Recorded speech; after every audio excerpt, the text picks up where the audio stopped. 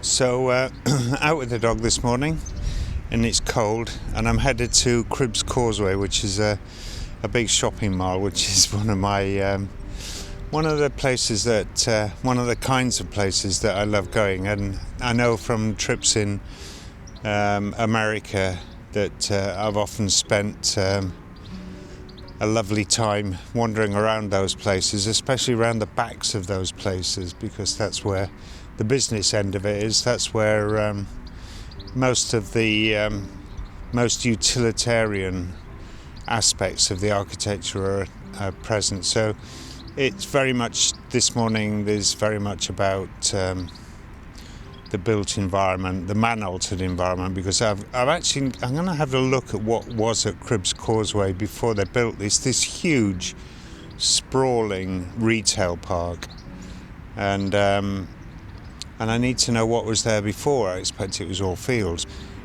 Somebody made a killing with the development, that's for sure. So we're headed out there, and we tried yesterday, and we had perfect conditions, but there was too much pressure. What happened was I'd been waiting for a good few rainy days, but there was a window. There was a few hours of really good weather, and I was just waiting for that. And then it came, and there was just so much pressure on me to do anything. I was overwhelmed, and I was there for about an hour, and I gave up. I just couldn't make it work at all. It was horrible. So I'm going to have another crack at it today, because this weather is unexpected, and I think we might make something of it this time. I'm not sure, but we're going to give it our best shot, me and the dog. I suppose it's worthwhile pointing out what it is that interests me so much about retail parks. And I think one of the interesting things is that what the developers try and do is they try and put in little bits of greenery, little bits of shrubbery, trees and whatnot, in order to, I don't know, make it, prettify it, for the want of a better word. And I think that's kind of funny, because it's still frantically organised. They put everything in rows, and it's all very neat, and everything is placed in a certain way. Hello, puppy. And that amuses me, because it's kind of not what nature is about at all, but they try and make it look more natural, and it's the very last thing that it is natural. So that's one of the things that I'm going to be looking for, is how nature has been corralled into submission and put there for the enjoyment of those heading into and away from their retail experience. Louis Baltz, I would refer anybody who really wants to understand about this architecture to Louis Baltz, because his work in California, it was just astounding and was a huge influence to me. You know, it was just the way that man's eye works, the way his brain works in those environments is astounding. So if you like this kind of thing, then you might like to have a look at his work.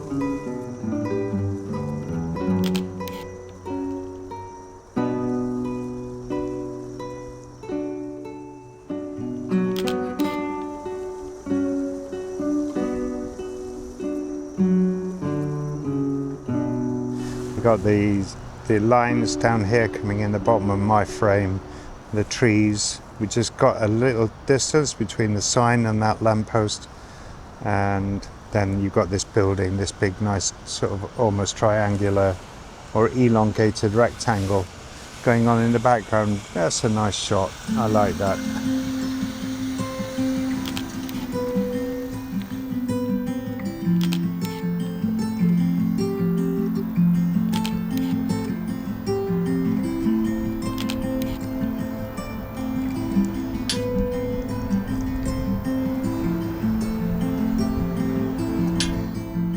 This was quite nice. I love this gold cladding that's going on, and the pink stripe with the stars is kind of cute. It's very American. Well, it's the Hollywood Bowl, so I suppose it's supposed to be, but framing it just inside these three bollards, cutting out that window and then cutting out the planter on the left hand side keeps it nice and tidy. I like this. It's a good shot.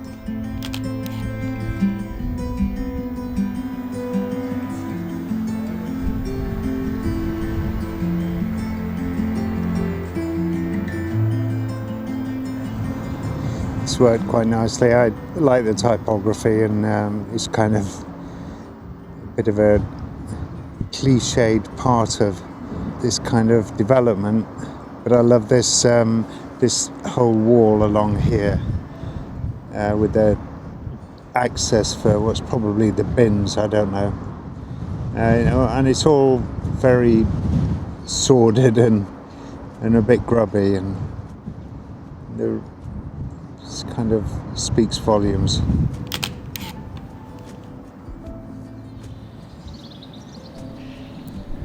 So I've just found this tree, and I think this might work against this really blocky geometric shape in the background. My problem is I can't get much further away from it. I'd like to get more of it in the shot, but there's cars parked behind me and I can't quite make it any bigger than what is physically possible, but I'm going to give it my best shot because I think it works quite well. I might shoot it with a very deep focus, and I might try it with a very shallow focus, just focused on the trunk, and see what that looks like, because I think it's got the potential of being an interesting shot.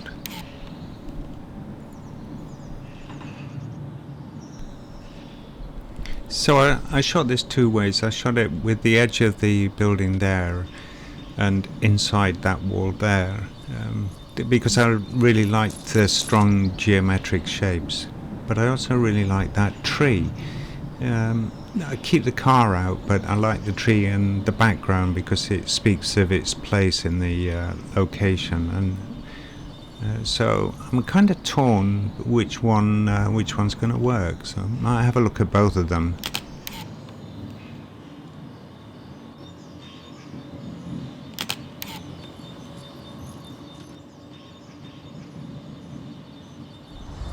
I really like this shot. My difficulty was that the building isn't parallel to the road that's running alongside it. So I've got this weird kind of angle, and I'm either going to line up the curbstone by the side of the road. Oops, getting a bit hot, the sun's come out. I'm either going to line up the curbstone with the bottom of the frame, or I'm going to keep the wall parallel and the little box behind. The main point of this shot is that little tree with its shadows in the background, and like where it sits outside the building.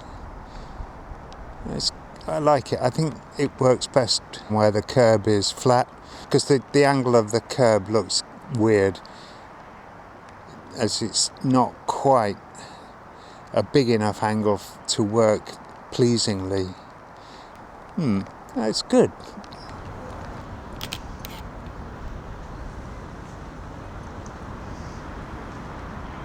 I really like these signs.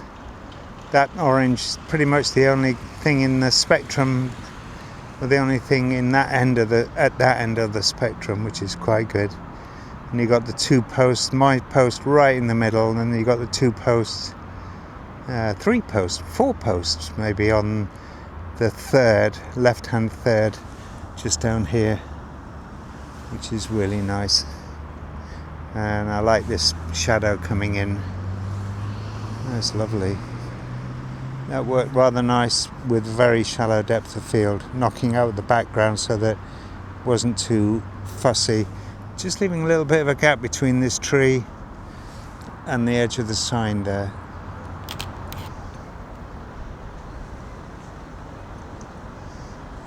So this was nice. So we got this little diagonal of light hitting this back wall when the sun was out.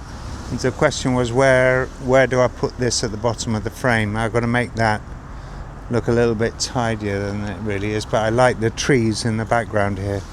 It works really quite nice. So I just had a little group of people walking past, and it's beautiful down in the distance when they were walking across the path just here. One went round this side, 4 of them, and they look really beautiful, backlit against that wet tarmac. It was very good. But I had the focus just here, and I was shooting wide open, and I just absolutely couldn't make a decision about whether to stop down and get them all sharp, or whether I should just get them nice and blurry in the background. But I think, it works quite nicely. Here we can see another person just going across, and that looks really nice.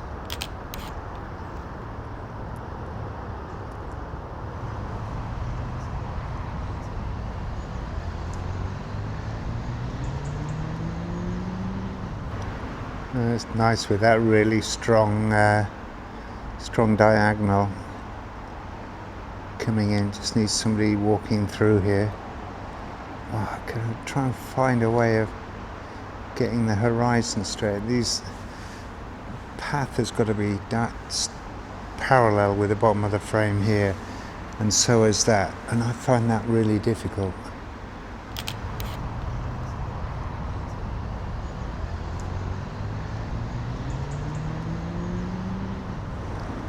This was lovely. I like this. Is my favourite shot of the day so far. This little the light when it was picking up on that back of that barrier with the lamppost just behind it, just here. It's really nice, and you've got all these lines coming in, and up here and up here. Really nice.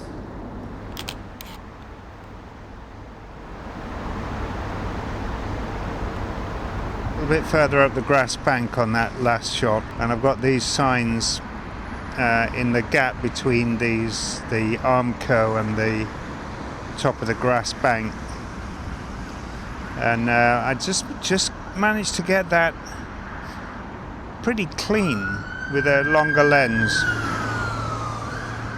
and that looked nice.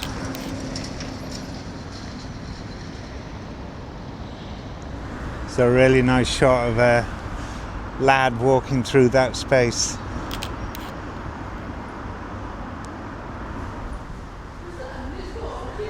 Nice, these bricks here against the light, and this lovely shard of light coming into the frames. Really nice.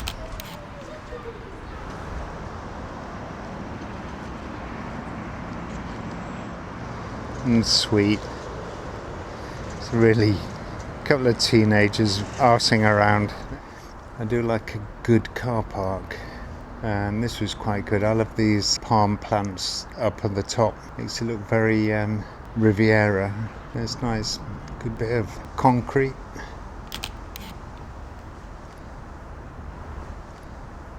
And this is pressing all sorts of buttons. This is really good. This is going to work. I like the way it's sitting in this little corner here, and we got this reflections or duplication of these angles, which is quite nice. And then you've got this little splash of colour down here. Lovely. This is, if I can get that pillar in on the right hand side as well as the chevrons, I'm in good shape. Yeah, I did actually end up taking out that pillar because it was pushing up too near the edge of my frame. I couldn't move out because of this pillar here. That was going to come into the shot, and I've got this one here. And getting it upright, getting that angle right was difficult. And I ended up just going for the chevrons, and the chevrons in their little space looked great. So that worked out okay. This is really nice with these angles going on, and a little bit of organic matter in the middle of the frame is lovely, and then you've got the roof just coming along here. This is great. This is definitely going to work. I love the way these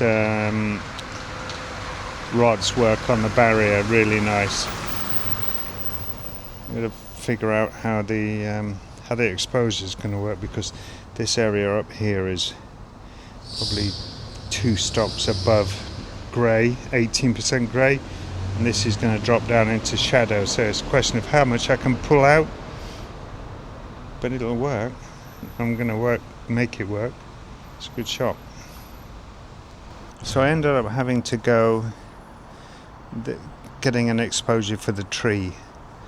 In actual fact, probably going a little bit, letting the tree drop down a couple of stops, just so I can get some detail in that cloud, and then I let everything else go black in the foreground. I focused on that barrier and then the tree, because I think that's what's important, and there'll be some softness in the foreground, which I don't mind. I might be able to pull something out of the shadow area, but all in all, that was another nice shot.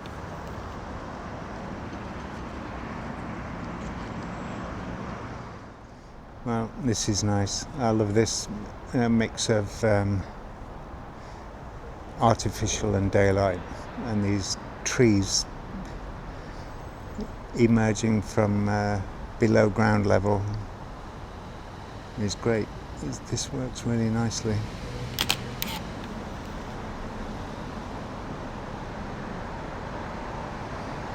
So I like this little bit of colour here, and this light here is almost balancing with this daylight coming here.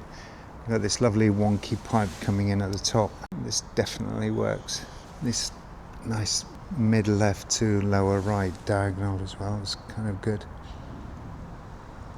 Nice.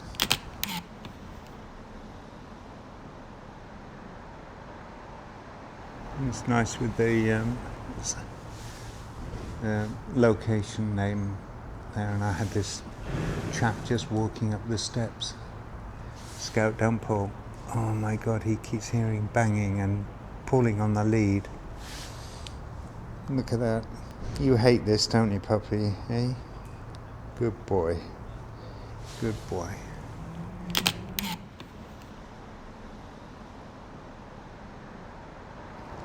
And this is nice, those trees standing against that silver background.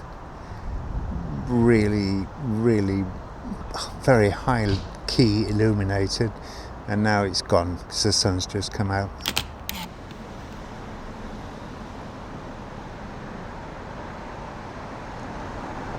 I like this, the 3 trees and that shadow of the middle tree right in the middle of my frame. I'm going to try and get that while the sun's still out.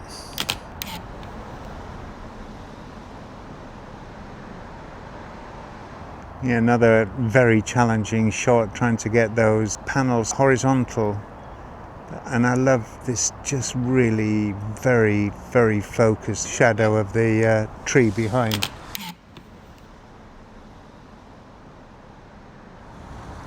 Now, this was nice. Just the sun reflecting on this water, little bits of cloud, and oh, hello, dog. You walked into the shop for me. Well done, dog. Well done. Good boy. Good boy. And it's just really nice. I don't know why. It just not very good here. But the shot with the 50R was really contrasty and really nice.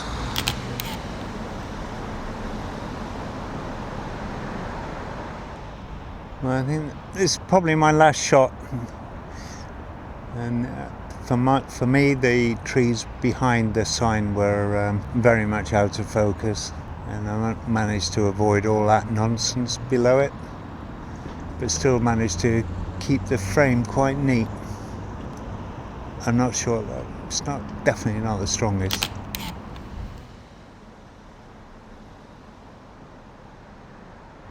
Yeah, again, very angular sun hitting those with the trees and the lamppost in the background. I think this is probably worth giving a frame or two to.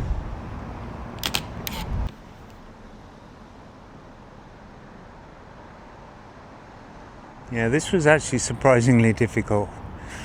It was too tight and there weren't enough trees in the background, or it was swimming with the buildings below the trees, and having to end up putting this thing right in the bottom of the frame, which really didn't work. It's not pleasing at all. I would have liked to have got this, but I don't think I have.